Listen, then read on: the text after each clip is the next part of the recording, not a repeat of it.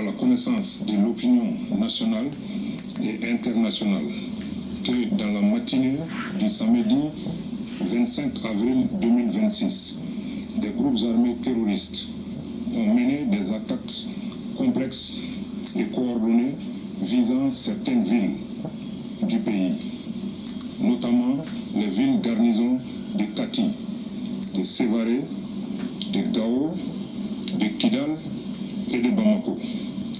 Ces attaques terroristes ont malheureusement fait 16 blessés, dont des civils et des militaires, pris en charge par les structures médicales et des dégâts matériels limités.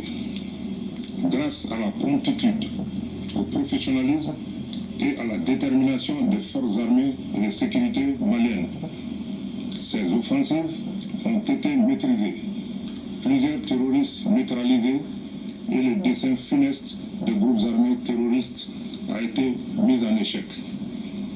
À l'heure actuelle, la situation est totalement sous contrôle dans l'ensemble des localités concernées. Son Excellence, le général d'armée Assimi Goïta, président de la transition, chef de l'État, chef suprême des armées, le gouvernement de la transition et l'ensemble du peuple malien saluent la promptitude de l'engagement des forces armées et de sécurité, ainsi que leur patriotisme exemplaire et leur détermination sans faille à défendre la nation et à protéger les populations.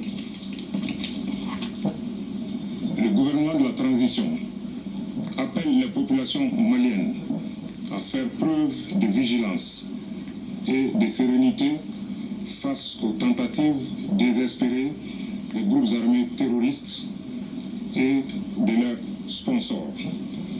Il les exhorte à signaler tout mouvement suspect et à se référer exclusivement aux canaux officiels du gouvernement pour accéder à des informations fiables.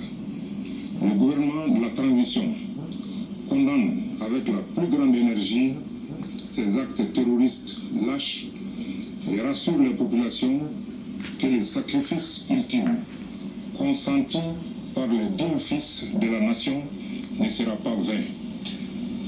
Toutes les dispositions sont en cours afin de traquer et traduire en justice les auteurs, complices et commanditaires de ces actes ignobles.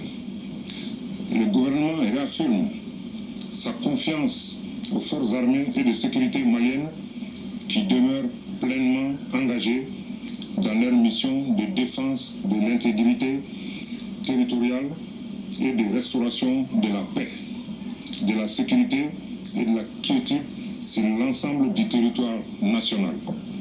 Que Dieu bénisse le Mali et préserve les Maliens. Bamako, le 25 avril 2026.